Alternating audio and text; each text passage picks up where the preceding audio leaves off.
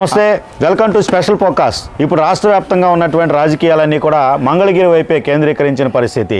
పెద్ద పెద్ద లీడర్లు కూడా మంగళగిరిలో ఏం జరగబోతుంది అనేటటువంటి దానిపైన ఆలోచన చేస్తున్నటువంటి పరిస్థితి.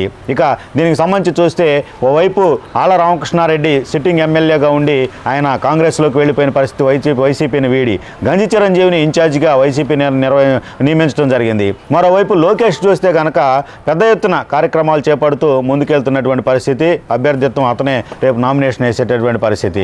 అసలు లోకేష్కు మంగళగిరిలో ప్రస్తుత వైసీపీ రాజకీయాలు ఏ మేరకు అనుకూల పరిస్థితులుగా మారబోతున్నాయి అనేటటువంటిది మంగళగిరి రాజకీయాలకు సంబంధించి మనతో ఉన్నారు ప్రముఖ రాజకీయ విశ్లేషకులు కేవీఆర్ గారు. నమస్తే సార్ కేవీఆర్ గారు.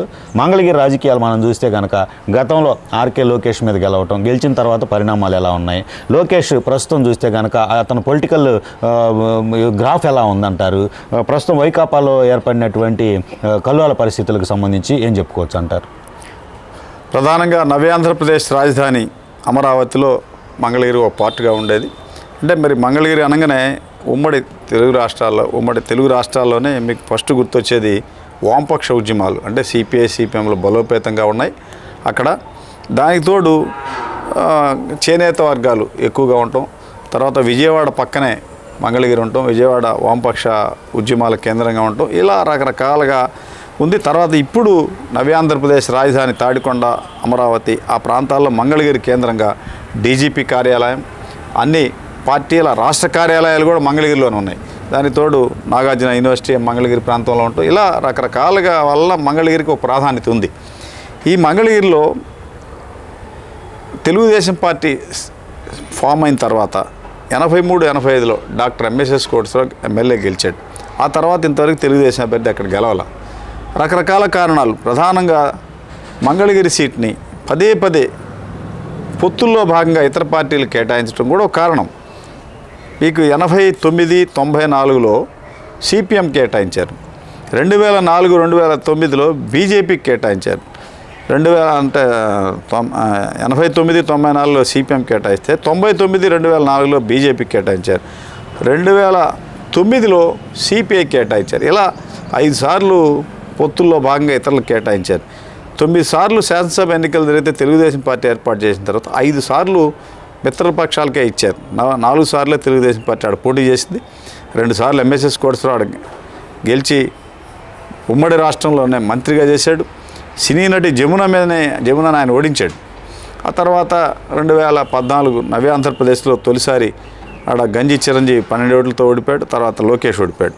ఇప్పుడు తిరిగి లోకేష్ ఆడ పోటీ చేయబోతా ఉన్నాడు. ఈ దశలో లోకేష్ 2014 తర్వాత జరిగిన పరిణామాల్లో 19లో ప్రత్యక్ష ఎన్నికల్లో వచ్చాడు. 19లో ఓడిపోయిన తర్వాత ఈ 5 ఏళ్లలో లోకేష్ నియోజకవర్గంలో పార్టీ ఇన్ఛార్జిగా పార్టీని బలోపేతం చేయడంలో సక్సెస్ అయ్యాడు. సేవా కార్యక్రమాలు కానీ అక్కడ తెలుగుదేశం క్యాడర్కి అందుబాటులో ఉంటా రకరకాలుగా హెల్త్ క్యాంపులు కానీ, తర్వాత ఈ ఉపాధికి ట్రైనింగ్ సెంటర్స్, యువతకు స్వయం శిక్షణ సెల్ఫ్ ఎంప్లాయ్మెంట్కి సంబంధించిన ట్రైనింగ్ సెంటర్లు కానీ, అన్న క్యాంటీన్లు కానీ, ఇలా రకరకాలుగా పెట్టి నిత్యం ప్రజలకు అందుబాటులో ఉన్నాడు. ఇట్లా ఉంటే మరోవైపు రెండోసారి గెలిచినటువంటి రామకృష్ణారెడ్డి, మొదటిసారి గెలిచినటువంటి రామకృష్ణారెడ్డి 2 సార్లు ఆడ ఎమ్మెల్యేగా అయ్యి పదే అధికార పార్టీ మీద తప్పుడు ఫిర్యాదులు చేయడం, కేసులు నమోదు చేయడం తప్ప వేరే లేదు. ఆయన కరకట్ట కమల్ హాసన్ అనే పేరు కూడా ముద్దుగా పిలుచుకునేవాడు. మరి అటువంటి రామకృష్ణారెడ్డి స్థానికుడు కాదు, ఆయన పెదకాకాని. అయినా 2 సార్లు ఆడు గెలుపొందారు.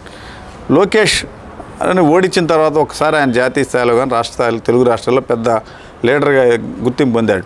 కారణాలు ఏమైనా కానీ జగన్కి ఆయనకి మధ్య గ్యాప్ రావడంతో ఆయన పక్కకు పెట్టి గంజి చిరంజీవి నియోజకవర్గంలో ఇన్ఛార్జిగా తెర మీద తీసుకొచ్చారు. ఈ గంజి చిరంజీవి ఎవరా అంటే 2014లో టీడీపీ ఎమ్మెల్యే అభ్యర్థి. ఆయన మంగళగిరి మున్సిపల్ చైర్మన్గా పోటీ చేశాడు, చైర్మన్గా పనిచేశాడు. ఆయన సతీమణి కాపు సామాజిక వర్గం, 2 సామాజిక వర్గాలు కలిసి వస్తాయని గంజి చిరంజీవిని తెర మీద తీసుకొచ్చారు. లోకేష్ను ఓడించాలనే వ్యూహంలో భాగంగా సుమారు 1.5-2 ఏళ్ల క్రితం మురుగుడు హనుమంతరావు, పద్మశాలీలు వేవర్స్ కమ్యూనిటీ మురుగుడు హనుమంతరావు, అప్పటికి వైకాపాలో సభ్యత్వం కూడా లేదు, పార్టీ సభ్యత్వం లేకపోయినా ఆయనకి ఎమ్మెల్సీ ఇచ్చారు. ఇచ్చి అనూహ్యంగా రామకృష్ణారెడ్డిని పక్కకు పెట్టి గంజి చిరంజీవిని అంటే రామకృష్ణారెడ్డి నాయకత్వంలో గంజి చిరంజీవిని వైకాపాలో చేర్చుకున్నారు. ఇప్పుడు ఆయన అభ్యర్థిగా ప్రకటించారు. ఇప్పుడు మరలా ఆయన పక్కకు పెట్టి కొత్తగా ఎవరో ఒకరు రావచ్చు, అవసరమైతే జగన్ ఇక్కడ పోటీ చేస్తాడు అనేది ఇప్పుడు వినిపిస్తుంది. ఎందుకంటే పులివెందులలో రకరకాల సమస్యలు ఉన్నాయి, అందువలన మంగళగిరిలోనే జగన్ పోటీ చేస్తారంటున్నారు. సరే, వైకాపా అభ్యర్థి ఎవరైనా సరే తెలుగుదేశం అభ్యర్థి మాత్రం ఖరారు అయిపోయినట్టే. నారా లోకేష్ అక్కడ పోటీ చేయడం ఖరారు. దీనిలో భాగంగా ఈ 2-3 ఏళ్ల నుంచి మన మంగళగిరి నియోజకవర్గాన్ని పరిశీలిస్తే అనేక మంది టీడీపీ ద్వితీయ శ్రేణి నాయకులు పెద్ద ఎత్తున తెలుగుదేశంలో చేరారు. మున్సిపల్ చైర్మన్గా చేసినటువంటి కాంటూరు శ్రీనివాస్ కానీ, దుగ్గిరాల జెడ్పీటీసీ చేసిన జయలక్ష్మి కానీ, దుగ్గిరాల యార్డ్ చైర్మన్గా పనిచేసినటువంటి కృష్ణప్రసాద్ కానీ, తర్వాత దుగ్గిరాల సొసైటీ అధ్యక్షుడిగా పనిచేసిన హరిప్రసాద్ కానీ, ఇలా అనేక మంది, తర్వాత తాడేపల్లి మున్సిపల్ చైర్మన్, ఇలా అనేక మంది బలమైన నేతలు తెలుగుదేశం పార్టీలో చేరారు. తర్వాత అక్కడ రామకృష్ణారెడ్డికి వ్యతిరేకంగా తాడేపల్లిలో వేమారెడ్డి, గోపిరెడ్డి మంగళగిరి మండల ప్రెసిడెంట్ చేశాడు, తర్వాత యార్డ్ చైర్మన్ చేసి వీళ్ళంతా కూడా రామకృష్ణారెడ్డికి వ్యతిరేకంగా ఉన్నారు. అక్కడ పార్టీ సంస్థాగతమైన పదవులన్నీ వేమారెడ్డికి ఇవ్వడంతో ఆర్కే ఒంటరివాడై బయటికి వెళ్ళిపోయి ఏకంగా ఆయన షర్మిలా నాయకత్వంలో కాంగ్రెస్లో చేరి రేపు కాంగ్రెస్ అభ్యర్థిగా మంగళగిరిలో పోటీ చేయబోతున్నాడు. దీనివల్ల రెడ్డి సామాజిక వర్గం ఓట్లు ఏ మేరకు ఆర్కే చీలుస్తాడనేది ఒక పెద్ద ఆందోళనగా ఉంది. నియోజకవర్గాల పునర్విభజన తర్వాత దుగ్గిరాల మండలం మంగళగిరిలో కలిసింది. మీకు 2014లో కానీ 19లో కానీ దుగ్గిరాల్లో వైకాపాకి పెద్ద ఎత్తున మెజారిటీ వచ్చింది. విచిత్రంగా నారా లోకేష్ ఓడిపోయినా కూడా దుగ్గిరాల మండలంలో లేకపోతే మంగళగిరి నియోజకవర్గంలో జయదేవ్కి మెజారిటీ వచ్చింది. ఇలా రకరకాల సమీకరణలు. దుగ్గిరాలంలో కమ్మ సామాజిక వర్గం ఎక్కువగా ఉంది. ప్రధానంగా ఇప్పుడు వైకాపా నేతలు ఆరోపించేది ఏంది, ఇది బీసీల నియోజకవర్గం అయితే అగ్రవర్ణాలు ఏందని లోకేష్ని తెర మీద తీసుకొచ్చారంటున్నారు. అటువంటిప్పుడు ఎంఎస్ఎస్ కోడిసర కమ్మ సామాజిక వర్గానికి చెందిన ఎంఎస్ఎస్ కోడిసర 83-85 2 సార్లు ఆడు గెలుపొందాడు. మనం ఇట్లా చరిత్రను మనం పరిగణలో తీసుకోవాలి. ఆ దశలో తీసుకున్నప్పుడు లోకేష్ని సామాజిక వర్గాల నేతగా చూడాల్సినంత అవసరం లేదు. అక్కడ మంత్రిగా పనిచేశాడు. ఆ నియోజకవర్గాల్లో 5 ఏళ్ళు ఇన్ఛార్జిగా కొనసాగుతా సునాయాసంగా రేపు గెలుపొందుతాడా అనే దాంట్లో ఎటువంటి డౌటే లేదు. దూసుకుపోతా ఉన్నాడు. ఇప్పుడు గంజి చిరంజీవి ఒక సామాజిక వర్గానికి చెందినటువంటి వాళ్ళకే ప్రాధాన్యత ఇస్తున్నాడనే ఆరోపణలు వచ్చినాయి. నేను జరిగినటువంటి సామాజిక పాదయాత్ర ప్రభుత్వ ఆధ్వర్యంలో వైకాపా నేతలు మంత్రులు పెట్టినటువంటి యాత్ర జరిగింది. అక్కడ విజయసాయిరెడ్డి నిన్న ప్రకటించాడు, ఇప్పటివరకు గంజి చిరంజీవి అభ్యర్థి మార్పులు ఏమైనా రావచ్చు అని. నిన్న ఆయన చెబుతుంటే అందరికీ అనుమానం వస్తుంది, అంటే చిరంజీవి కూడా మారతాడు అని. ప్రస్తుతం ఇలాంటి పరిస్థితుల్లో లోకేష్ మెజార్టీ అంతా అనేది లెక్కేసుకునే పరిస్థితి అని వైకాపా నేతలు చెబుతూ ఉన్నారు. ఇలా తెలుగుదేశం పార్టీలో ఒక సమన్వయంగా ఒక లోకేష్ నాయకత్వం అందరూ పనిచేస్తూ ఉన్నారు. వైకాపా నేతలు తలా దారయ్యారు.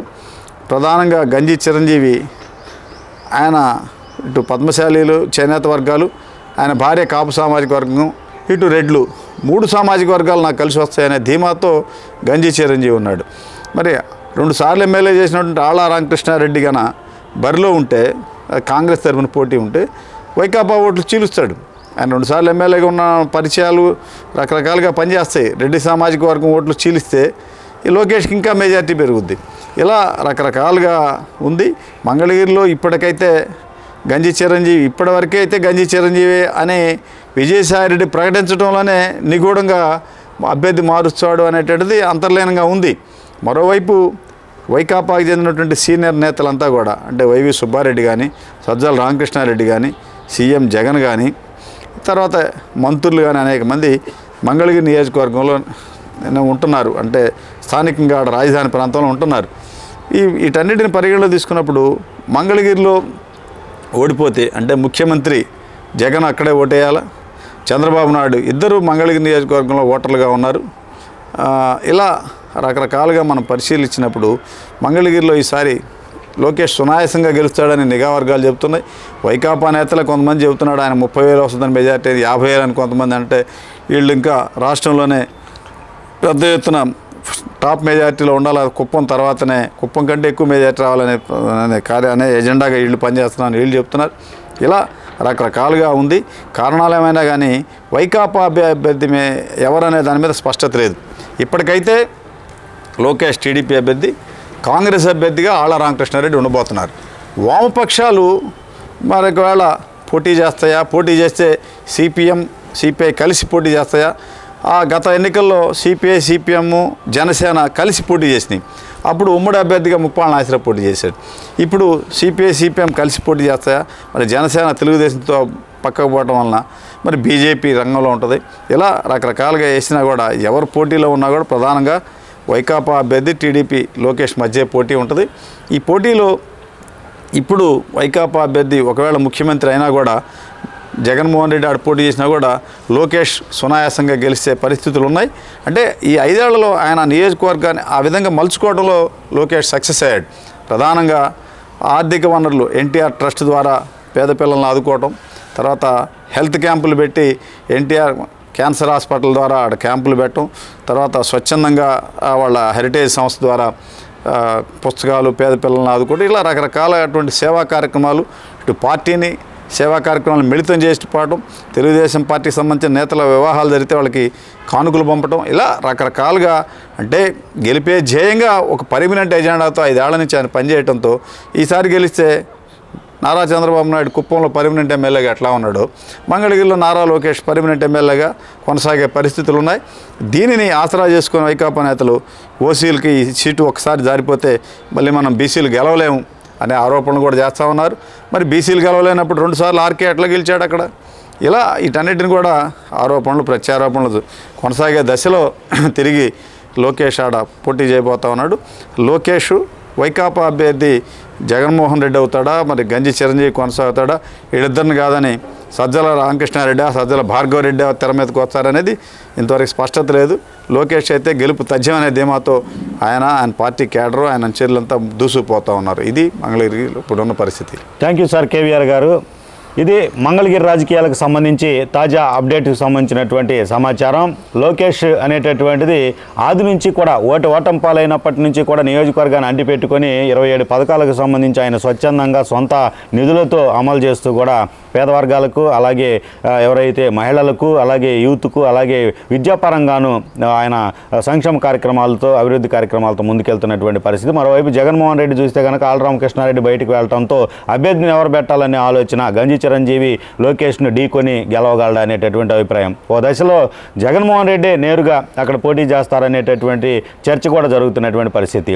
ఎవరు పోటీ చేసినా లోకేష్కే అక్కడ అవకాశాలు మెండుగా ఉన్నాయనేటటువంటిది ప్రజెంట్ అర్థమవుతున్నటువంటి పరిస్థితి అంటూ కూడా ఈ రాజకీయ విశ్లేషణలు తెలుస్తున్న పరిస్థితి. మరో టాపిక్తో మళ్ళీ కలుద్దాం. నమస్తే.